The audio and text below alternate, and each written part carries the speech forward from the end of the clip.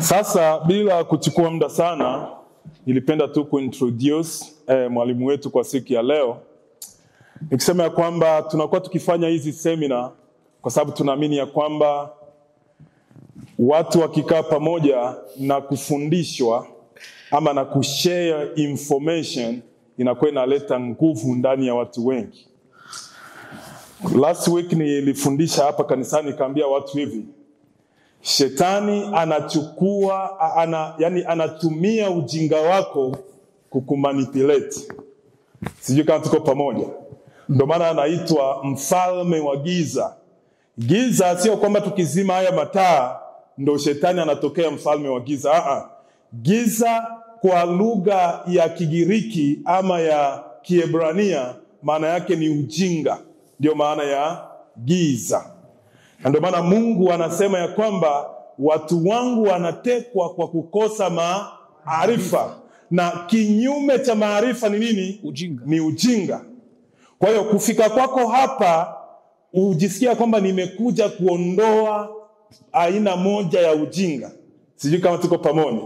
Ndio maana Waswahili wanasema ya kwamba ujinga sio matusi. Kwa sababu ujinga unaweza ukaondolewa wakati wowote. Lakini upumbavu ndo matusi. Sijui kama tuko pamoja. Kwa hiyo mtu akikwambia kwamba you are stupid, ambao kwa Kiswahili wanasema wewe ni mpumbavu, maana yake amekutusi. Lakini mtu akikwambia kwamba wewe ni mjinga, sio matusi yoyote. Nikisema kwamba unaweza ukampa nafasi akufundishe ili ule ujinga ufanyaje uondoke. Na somo letu leo ni somo nyeti sana. Linazungumza juu ya nini? Juu ya kuongoza. Sijui kama tuko pamoja. Kwa hiyo leo tutafundishwa sana kuhusiana na uongozi, ama kwa Kiingereza ndio mnasema leadership. Kwa hiyo usifikiria kwamba umekuja hapa kuja kupoteza muda. Umekuja kuchota maarifa. Kwa sababu tunaamini ya kwamba kila mtu aliumbwa ili awe kiongozi. Kama unasomaga neno la Mungu ama kama unaamini katika kitabu cha Biblia, tunaona mpango wa awali wa Mungu ilikuwa ni kufanyaje? Ni kumuumba mwanadamu ili apate kutawala. Sasa hauwezi kutawala kama hauko kiongozi. Sijui kama tuko pamoja. Kwa hiyo kila mtu hapa aliumbwa ili awe kiongozi. Sasa shida inakuja, utakuwa kiongozi wa kitu gani? Ndio kuna shida. Maana yake utamiliki kitu gani? Utatawala kitu gani? Ndio maana ukisoma ile Mwanzo 1:26 nasema hivi: tumfanye mtu kwa mfano wetu na kwa sura yetu wakatawala. Neno kutawala maana yake ni kuwa na mamlaka, ni kuwa na uwezo wa kumiliki jambo fulani na kulileta kwa sisi wengine ambao hatulijua lile jambo, ili na sisi tupate kunufaika na lile jambo. Ndio maana siku moja nikasema, tukimtaja mtu mmoja ambaye anaitwa Michael Jordan, anaitwa mfalme wa basketball. Sijui kama mshawahi kumsikia. Maana yake mfalme ni nini? Ndio neno utawala. Ufalme na utawala ni neno moja. Kwa hiyo Mungu anaposema ukatawale, maana yake amekupa mamlaka wewe ya kutawala. Kwa hiyo Mungu anakuwa kama vile amejitoa, amekuachia sasa wewe ili upate kutawala. Sijui kama tuko pamoja. Sasa kuna watu wametawala mambo fulani, lakini shida ni kwamba katika utawala wako unatakiwa pia umwakilishe Mungu. Sijui kama tuko pamoja. Huko ni kwenye ufalme wa Mungu ndio tunasema hivyo. Lakini duniani kuna watu wametawala vitu vingi sana, na vile vitu walivyovitawala wanavileta kwetu sisi, tunawaona kama ni magenius. Ndio maana Michael Jackson anaitwa king wa pop music. Maana yake nini? Alitawala mziki wa pop. Kwa hiyo unaposema mziki wa pop lazima umuone nani? Michael Jackson. Sijui kama tuko pamoja. Na wengine na wengine na wengine. Na wewe leo umekuja hapa ili ufundishwe uongozi. Sasa unapofundishwa uongozi, usiende kuutumia uongozi wako vibaya, utatuletea shida kwenye jamii. Sijui kama tuko pamoja. Ndio. Utatuletea shida kwenye jamii. Shida tulionayo sisi ni uongozi. Na ukishindwa kujiongoza mwenyewe, familia yako pia haitaongoka, maana yake utaiongoza vibaya, na jamii pia itaongozwa vibaya, na taifa pia litaongozwa vibaya. Kwa hiyo haya mambo yanaanza na mtu binafsi, afu yanakuja kwenye familia, yanaenda kwenye jamii, afu yanaenda kwenye taifa. Sasa watu wengi wanapenda waje kwenye jamii watuongoze, wakati wao wenyewe hawajui kujiongoza. Sasa leo ni fursa yako ya kufungua masikio ili upate ile kidogo, ili kuanzia leo ubadilike. Utubu ili ugeuke, uwe mtu mpya katika mambo ya uongozi. Unapokuwa unafanya mambo, kila mtu anaona uongozi ndani yako. Kwa sababu tunaamini ya kwamba kila mtu kwa wakati wake na kwa nafasi yake ni kiongozi. Ndio maana tumeandaa hii semina ili ujue kwa upana zaidi kuhusiana na neno uongozi, leadership. Ndio tunavyosema. Watu wengi, walio wengi nafikiri humu ndani ni Wakongomani. Wanasema Kongo nini, lakini mwisho wa siku sisi wote tunakuja kukumbana sehemu moja ya kwamba shida tulionayo ni shida ya uongozi. Na sio tu kwenye shida ya Kongo, ni shida ya Afrika nzima. Uongozi unaleta shida. Sijui kama tuko pamoja. Kwa hiyo ukichukua hii semina kama ya masiara, itakuwa kama masiara kwako. Lakini ukichukua hii semina na kuifanya kuwa serious katika maisha yako, baada ya miaka 3, 2, 4, 5 ijayo, tutakuona ukishamiri katika mambo ya nini? Ya uongozi. Sijui kama tuko pamoja. Niko naandaa masikio yako, niko naandaa nafsi yako, niko naandaa roho yako, lakini pia naandaa mwili wako kwa ajili ya semina ya leo. Ujisikia kwamba hujaja hapa kupoteza muda, bali umekuja hapa kuchota maarifa. Sijui kama tuko pamoja. Na tunajua sisi sote kwamba maarifa ni nguvu. Kwa hiyo ukiwa na maarifa, nishawahi kuambia watu kwamba ukiwa na maarifa hata maombi yanapungua. Sijui kama kwa vizuri. Kuna watu kimwambia atengeneze keki hapa, bwana leo tuna sherehe fulani, na wewe ndio tumeandaa ututengenezee nini? Keki. Sijui kama tuko pamoja. Sasa kama wewe hujui kutengeneza keki, utakesha usiku nzima huko kwenye maombi ili keki ambayo utatengeneza ije vizuri na watu waisikia kwamba tumekula keki nzuri. Lakini mtu ambaye anajua kuitengeneza keki, yeye hana haja ya kuomba. Kwa sababu gani? Anajua atafanya nini ili atengeneze keki. Sasa wewe ambaye hauna maarifa kutengeneza keki, utaenda kumuomba Mungu akusaidie ili utengeneze keki nzuri. Kwa hiyo ndio shida ndio utofauti wa maarifa na ujinga. Kwa hiyo ukiwa na maarifa ya jambo fulani, unakuwa hatua moja mbele na watu wengine. Unakuwa hauna uoga wa kile kitu. Kinacholeta uoga ndani yetu ni kwa sababu hatuna maarifa ya jambo fulani. Unaanza kujiuliza, nikitokea hapa labda watanifunga, nikitokea hapa labda nitashikwa, nikitokea hapa labda. Lakini mtu akishajua kwamba mimi nikisimama hapa na kuongea watu watanisikia. Kwa sababu gani? Ana maarifa inayompa nguvu yeye kusimama mbele za watu na kuchukua ile nafasi kuwatetea watu wengine. Lakini kama wewe ni zezeta kwenye kichwa, kama wewe una ujinga fulani, hata haki yako itachukuliwa na unaona. Lakini ukiwa na maarifa yatakusaidia kupambana. Na leo tuko hapa kwa ajili ya maarifa ya nini? Ya uongozi. Ili upate kuiongoza familia yako vizuri, upate kuongoza ndugu zako vizuri, upate kutuongoza ukipata nafasi kwenye jamii, upate kuongoza ukipata nafasi kwenye taifa. Sijui kama tuko pamoja. Tunaelewana vijana? Tunaelewana wazee? Nafikiri tuko pamoja. Sasa kabla hatujaingia kwenye somo, nilipenda nizungumze hayo machache. Nafikiri kila mtu amenikariri. Na masomo haya tutaendelea. Kwa hiyo tukikuita tena, usisite kuja. Ujisikie kuja ya kwamba hii ni opportunity yako ya kushika maarifa ambayo yatakusaidia katika maisha yako binafsi, lakini pia katika maisha ya familia na jamii na taifa. Kwa maana tunaamini hapa kuna viongozi wa mataifa kesho, kuna viongozi wa jamii kesho, kuna viongozi ambao tutaanza kuwaona hata katika nania ya ndo wapi hapa Capitol Hill hapa ya downtown, tunakuona na wao na shamiri mle ndani. kwa sababu ya masomo machache kama haya. Lakini kama uliumbwa, naamini tu mimi niliumbwa ili nikae tu nyumbani nitengeneze ugali basi na watu wale, basi utabakia mtu wa kutengeneza ugali siku zako zote. Lakini sisi tunaamini ya kwamba wewe haukuumbwa kwa ajili ya kutengeneza ugali peke yake, bali uliumbwa ili kuongoza mambo, na unatakiwa uongoze kwa ubora zaidi. Na kitakacho kusaidia kuongoza kwa ubora ni nini? Ni maarifa. Hautaongoza tu kwa sababu ni kuongoza. Kuna nafasi unaweza tukakupa ukashindwa. Kwa sababu gani? Unaogopa.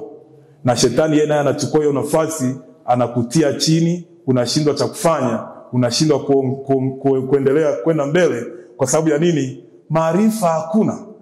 Sasa bila kuchelewa na bila kuponda muda wetu, tutaenda kumkaribisha mwalimu wetu, na nitaomba tutakapomkaribisha basi tumpigie makofi mengi sana. Na karibu sana mwalimu wetu wa somo kwa siku ya leo.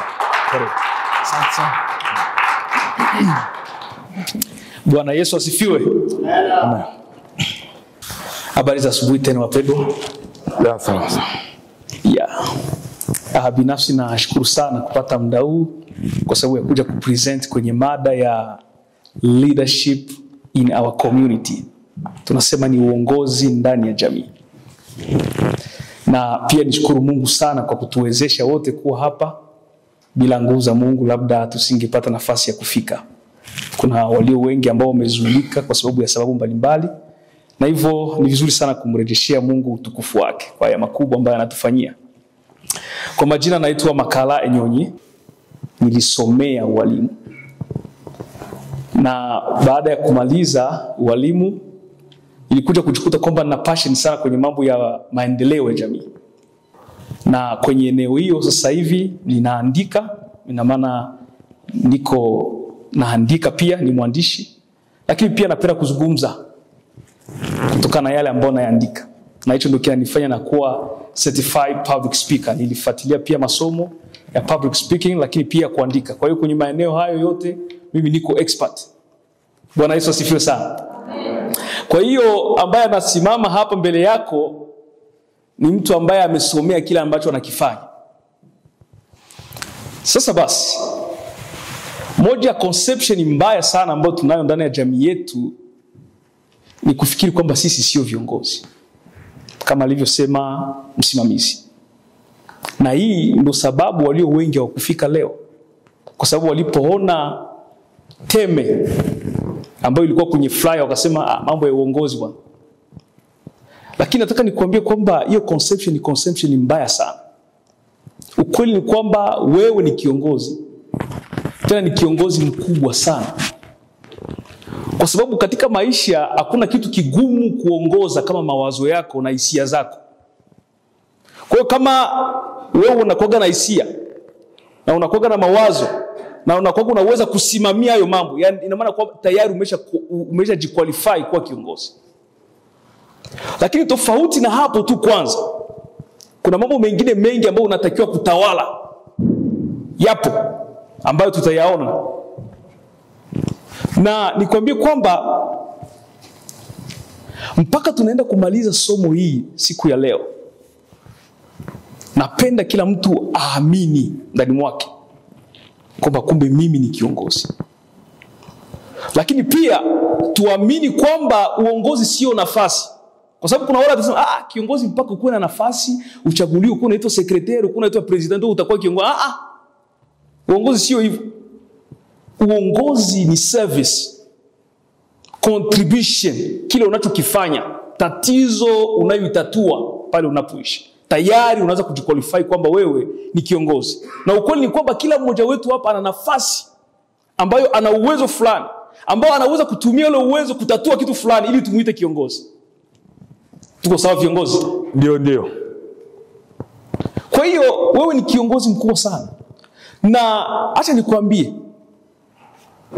wewe kufika kwako hapa leo, kwangu umejitambulisha kama mtu ambaye unajielewa sana. Tofauti na wale watu ambao wanasusa kufika kwa sababu ya kufikiri kwamba labda wao sio viongozi. Na ndio maana mapema sana nitaomba kwamba tujipigie makofi kwanza, kwa sababu sisi ni watu muhimu sana katika maisha.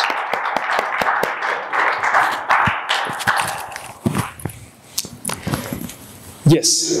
Sasa leo nataka tuzungumze kuhusu community leadership.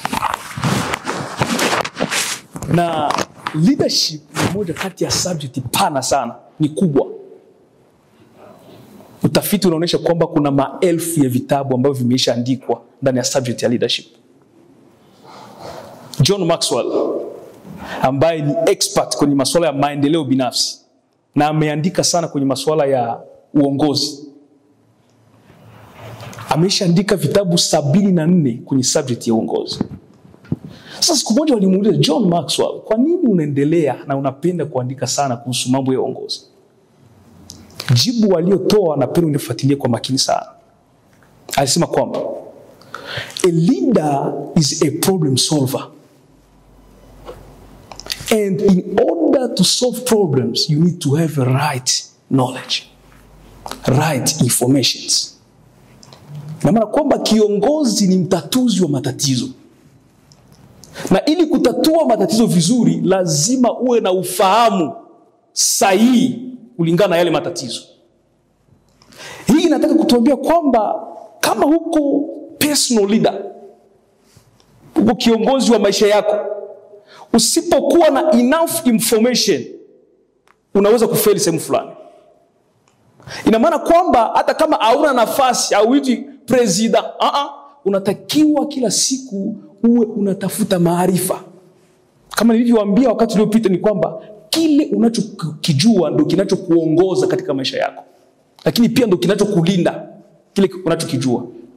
Na kama kile unachokijua sio kitu sahihi, kitakupeleka pia kwenye wrong destination. Kwa hiyo kutafuta maarifa kila siku ni kitu muhimu sana.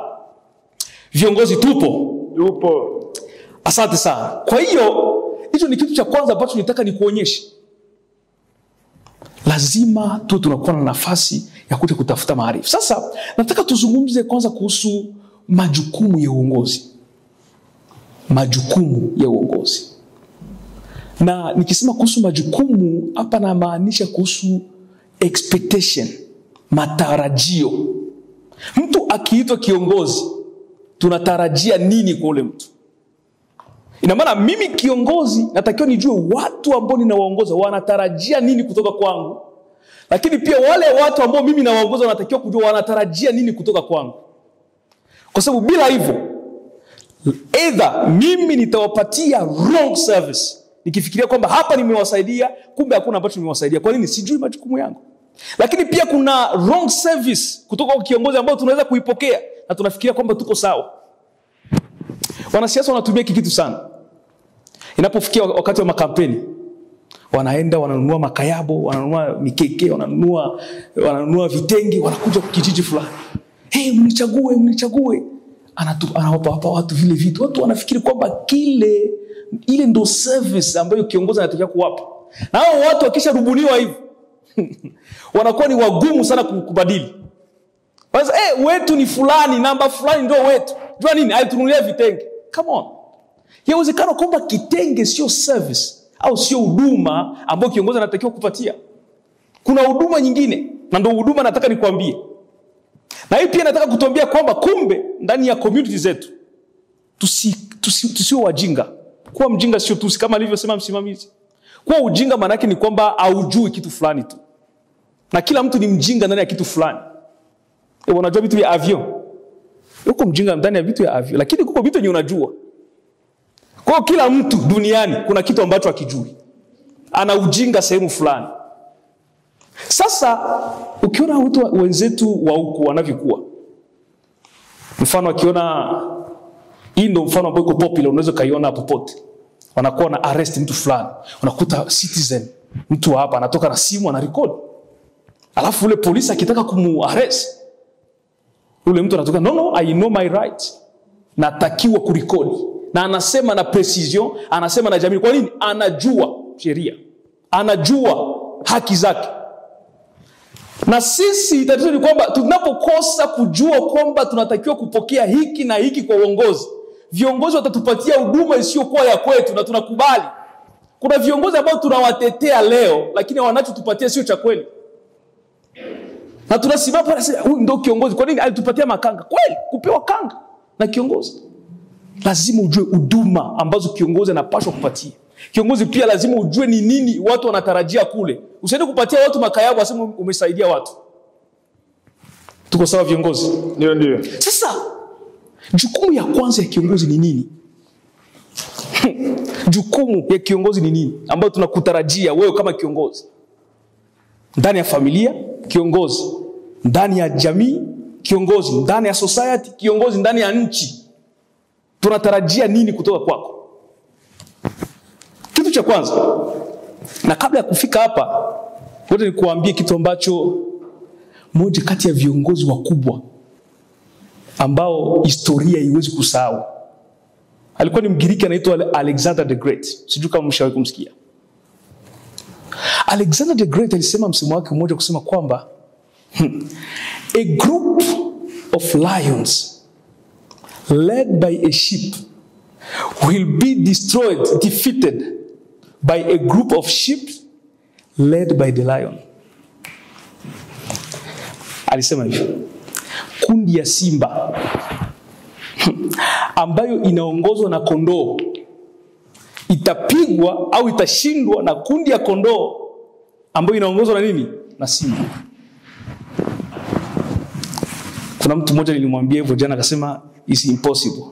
Nikamwambia yes, it's possible. Na ndio hapa tunaanza kuona jukumu ya kwanza ya uongozi. Na ndio maana uongozi ukisikia ya majukumu utaona kumbe uongozi sio kitu cha mchezo. Iko very serious issue. Hasa inakuaje? Jukumu ya kwanza ya uongozi. Wacha tuingie kwanza kwenye huu mfano nifafanue. Nionyeshe hiko possible kivipi. Ni kweli simba watapigwa na kondoo kama leader yuko sawa wa zile kondoo. Let me show you. Kazi ya leadership, na hii ndio global definition of leadership. Ukienda popote watakwambia definition. Leadership is the capability au capacity ya ku-inspire, ku-influence, ku-empower na ku-guide your people to the greatness. Aseme uongozi kazi yake ni ku-inspire watu ambao unaongoza, kuwa-influence, kuwashawishi, ku-empower ina maana kuwaongezea nguvu na kuwa-guide ili muende kwenye greatness. Kwa sababu tunaconsider simba kama kiongozi mzuri, ina maana atafanya kazi nzuri kwa watu ambao wako nyuma yake. Ina maana simba ata-inspire kondoo, ata-influence kondoo, ata-empower kondoo, na ata-guide zile kondoo kufika ku greatness. Lakini upande wa pili ambako kondoo ndio kiongozi, ambao sio kiongozi mzuri, pahali ya ku-inspire watu wake, pahali ya ku-influence watu wake, pahali ya ku-empower watu wake na ku-guide watu wake, kondoo atakuwa ananyonya tena watu wake. Kwa hiyo it doesn't matter mna nguvu kiasi gani, it doesn't matter una timu nzuri kiasi gani, kama leadership imekufa na hakuna kitu ambacho mtakifanya. Hii kundi ya simba itapigwa na kundi ya kondoo. Hapana kwa sababu simba hazina nguvu, kwa sababu wananyonywa na uongozi. Tuko sawa? Ndio. Tukiwa hapa, piga macho mbali, angalia nchi zetu. Nchi kama ile inawezaje kupigwa na nchi kama ile? Si kwamba ndani ya ile nchi hakuna wasomi. Kwanza moja kati ya nchi ambazo zina wasomi wengi, ile nchi yetu nayo himo. Si kwamba nchi yetu haina resource. Kwanza tuko wengi. How come tunashindwa kupambana? Hivi ushasikia nchi ambayo jeshi anapokea $100? Pahali ya kupata inspiration, empowerment, kuwa influenced na viongozi wetu. Viongozi tena sisi wanatukula tena. Zile nguvu zote na mambo mengine yote hayaonekani. Viongozi tupo. Kazi ya kwanza kama wewe kwako kama kiongozi, hakikisha kwamba una inspire watu wako. Sasa Sasa subiri, unajua maana influence kushawishi ni kuwa na uwezo wa kubadilisha mitazamo ya watu kupitia maneno na matendo yako. Ndio maana ushawishi. Ushawishi sio kwa kumwambia mtu nipende. Hapana. Fanya kitu nikupende. Fanya kitu nikuamini. Sema kitu nikuamini. Sema kitu nikupende. Hapana nipende hapana. Ndio maana ushawishi. Ina maana kwamba kama wewe ni kiongozi, matendo yako, maneno yako yanatakiwa kuwa na uwezo wa kutoa akili ya mtu sehemu fulani kwenda sehemu fulani. Kumwaminisha mtu kwamba yeye haiko weak, iko strong. Maneno yako na matendo yako watu wanasema wanashawishika. Na hii ndio kazi ya kwanza ya viongozi. Ina maana kama wewe ni kiongozi ndani ya familia, inabidi familia yako, inabidi watoto wako wahakikishe wajisikie kwamba baba yetu anatushawishi kwa tabia zake. Na ndio maana Biblia inasema parent, do not exasperate your children. Kuexasperate mtu ni kumwambia aache kufanya kitu ambacho wewe unafanya. Wewe unaniambia mimi nisivute sigara, wewe unavuta sigara. Utani influence aje?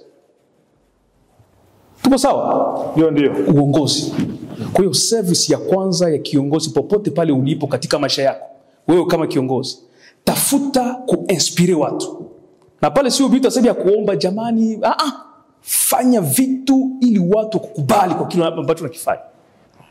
Kazi ya kwanza, inspire watu. Kazi ya pili, influence watu, washawishi. Kazi ya tatu, empower, wape nguvu. Wape watu mitaji. Unasikia huko nchi watu wanapewa mitaji. Watu wanapewa masemina za hivi za kusutenir akili yao. Ongezea watu wako nguvu. Alafu wa guide, waongoze. Tembee hivi, tutembee hivi. Hapana usifanye hivyo. Kiongozi anatembea na watu wake. Hiyo ni kazi ya kwanza na jukumu ya kwanza ya uongozi. Kama kundi ya simba inaongozwa na kondoo, itapigwa na kundi ya kondoo ambayo inaongozwa na simba, ni kwa sababu ule simba ni kiongozi mzuri. Ule simba ana uwezo wa kuinspire watu wake, anaongezea nguvu, anawainfluence na wanaonekana wakubwa. Let me tell you, kundi ndogo, minorite ambayo iko bien ini kila siku itapiga majorite ambayo haiko ini. Hata mkiwa wengi kiasi gani na hamuko ini, uongozi wenu hauna plani zote za kuwaweka pamoja, mtapigwa na watu wachache lakini ambao wamejiunga pamoja. Kwa sababu nini? L'union fait la force. Tuko pamoja? Ndio. Tuko pamoja viongozi? Ndio. Kwa hiyo service ya kwanza ambayo unatarajia kwa kiongozi wako ni kwamba kiongozi anatakiwa akuinspire, akuinfluence kwenda ndani mambo mazuri, akupatie nguvu. Lakini pia sasa ndo aende na kuongoza, aisha kupatia vile vitu vyote, ndo sasa aende na kuongoza, sio kupatia kanga. Unarizika na kanga namna gani? Tuko sawa? Ndio. Hiyo ni jukumu ya kwanza. Jukumu ya pili, na subiri kwanza nikwambie hapa.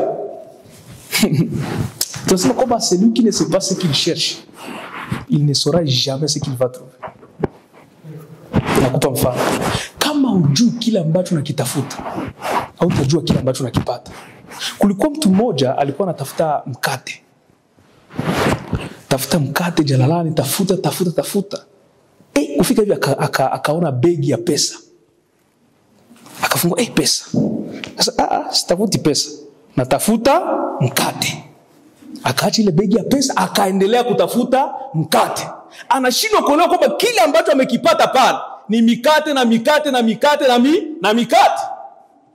Kwa kama hujui unatafuta, hata ukikipata hautajua sema hivi nimepata. That's why we need to be informed. Tunatakiwa kupata information kuhusu droit zetu, information kuhusu nini tunategemea kwa viongozi. Sasa kitu cha pili, huduma ya pili ya kiongozi, jukumu ya pili ya kiongozi kwa watu wake. Kiongozi anatakiwa kufanya nguvu zake zote kumaintain watu wake ku greatness. Greatness ni ukubwa, la grandeur. Hakuna mtu ambaye anazaa watoto wake hapa alafu ategemee wale watoto watakuwa average maisha. Yupo. Kila mtu anategemea kwamba hawa watoto ambao ninawazaa watakuwa wakubwa siku moja. Hawa watoto watakuwa hivi. Hawatafika kule bure kiongozi. Hawatafika kule bure. Kuna mambo ambayo unalazimika kuyafanya ili wafike vile. Na hii subject ni pana sana. Unaona, ukisoma Ecclesiastes 10:16 katika lugha ya Kiingereza wanasema woe to the land, woe to the land when the slave na maana mtumwa becomes king. Woe to the land when the slave becomes king. Aseme ni hatari sana kwa nchi, ni hatari sana kwa familia, ni hatari sana kwa community, ni hatari sana kwa society ambayo kiongozi bado ni mtumwa. Hii pointi tafadhali unifuate makini. Usiponifuata makini huwezi kuelewa. Sasa tujifunze mtumwa ni nani? Slave ni nani? Na hapa sizungumzi kuhusu physical slavery au mental slavery, naongea kuhusu spiritual slavery. Na ukisikia kitu kiko spiritual, ina maana kinagusa mind. Ni kitu tayari kinashagusa mind yako. Mindset. Fikra. Na kama gisi mnajua fikra is the way of thinking. Namna unavyofikiria. Sasa slave ni mtu ambaye hajakomboa fikra zake. Wakati ulipita tulikuwa Tennessee, tulifundisha somo ndefu kuhusu ukombozi wa fikra. Mtu ambaye ni esclave, spiritual slavery, ni mtu ambaye hajakomboa fikra zake. Huyo ndio esclave. Sasa basi, mtu ambaye hajakomboa fikra zake ni mtu anakuwa vipi? Ni mtu ambaye anacheza ndani ya negative camp. Na mtu ambaye amekomboa fikra zake ni mtu ambaye anacheza ndani ya positive camp. Ina maana hauko tena slave kama unacheza ndani ya positive camp. Uko slave kama unacheza ndani ya negative camp. Kama ni vile, kumbe tunatakiwa kujua negative ni kitu gani. Kitu gani kiko negative? Kitu gani kiko negative? Kitu gani kiko positive? Tunapaswa jua. Sasa hivi mtu akija mwangu na kisu, mimi nikimuua, ni negative au ni positive? Kwa hiyo tunapaswa tujue negative ni nini, positive ni nini. Tunasema hivi, slave ni mtu ambaye anacheza ndani ya camp ya negativity. Hajabadilisha fikra. Na mtu ambaye haiko tena slave, ina maana anaanza kucheza ndani ya camp ya positivity.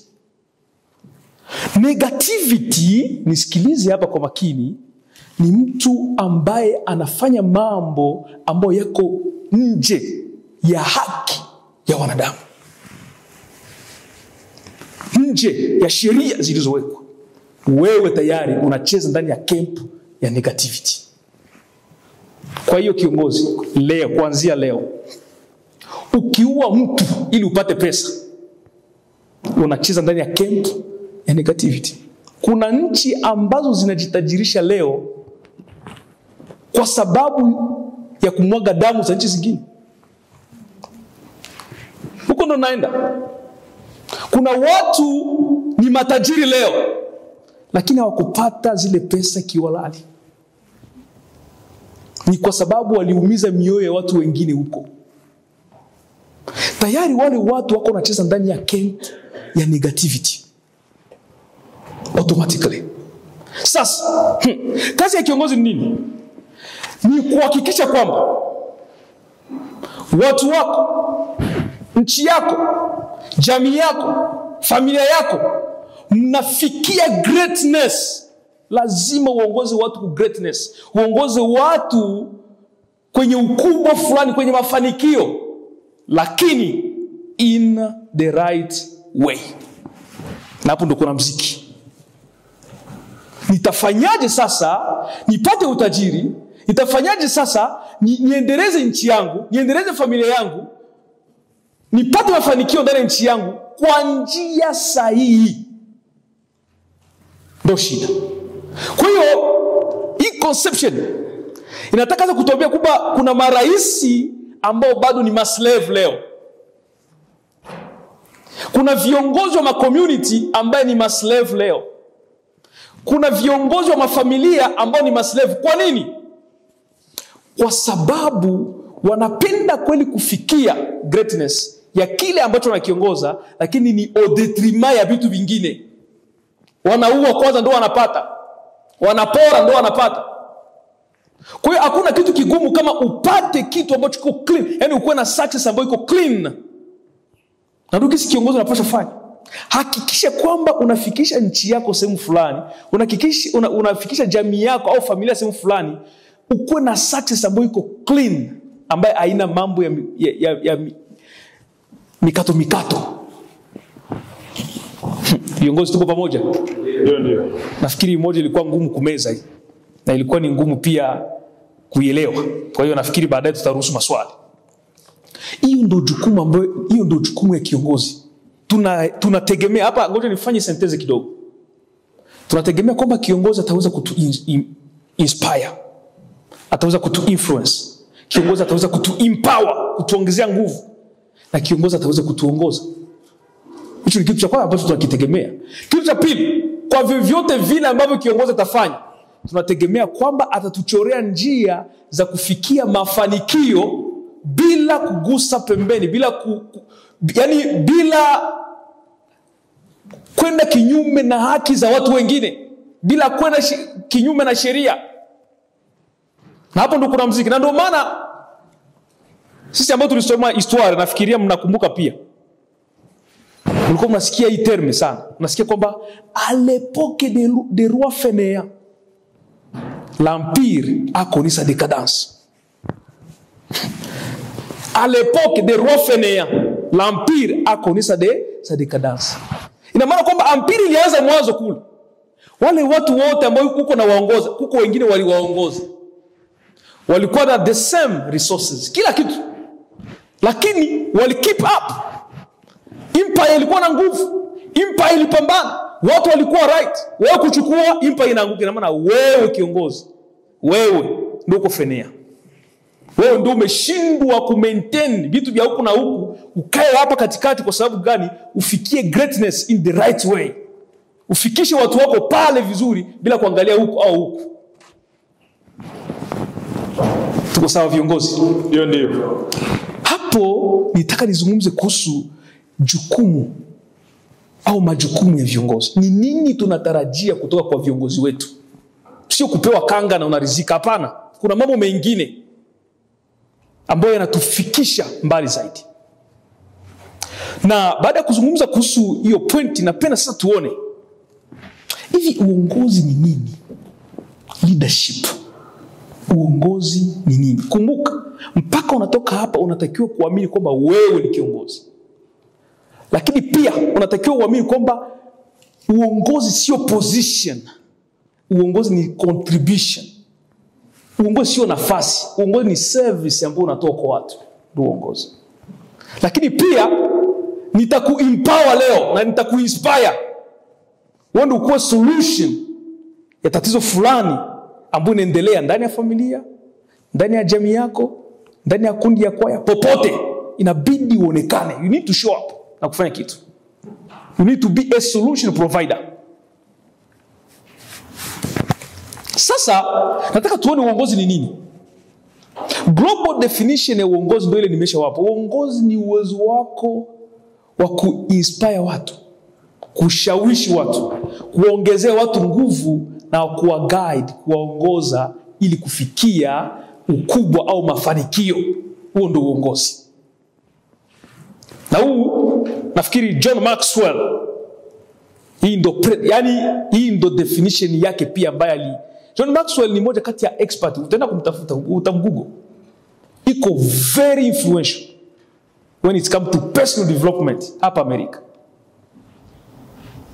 Yani amefundisha makampuni na makampuni, viongozi na viongozi. ameinua wengi sana, na ndio maana tunamchukulia kama reference. Naye pia aliweka mkono wake hapa. Ukimtafuta popote utakwambia hii definition John Maxwell aliongezea. Hiyo ndo kazi ya kwanza ya uongozi, na hiyo ndo definition ya uongozi. Kwa hiyo mpendwa, ukifikiri kwamba uko tu kiongozi jina, tunapaswa tuone kwanza jinsi unatu inspire, tunapaswa tuone jinsi unatu influence na jinsi unatu empower.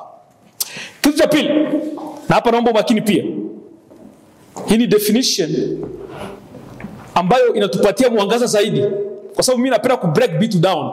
Sitatoa kila kitu mkitabu, ni hata sisi tufikirie hivi uongozi unaweza kuwa nini. Nikawa vinaweza kupatia devoir hapa, hebu niambie kwanza uongozi ni nini.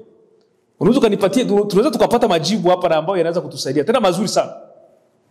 Sasa definition ya pili ya uongozi ni kwamba uongozi ni timu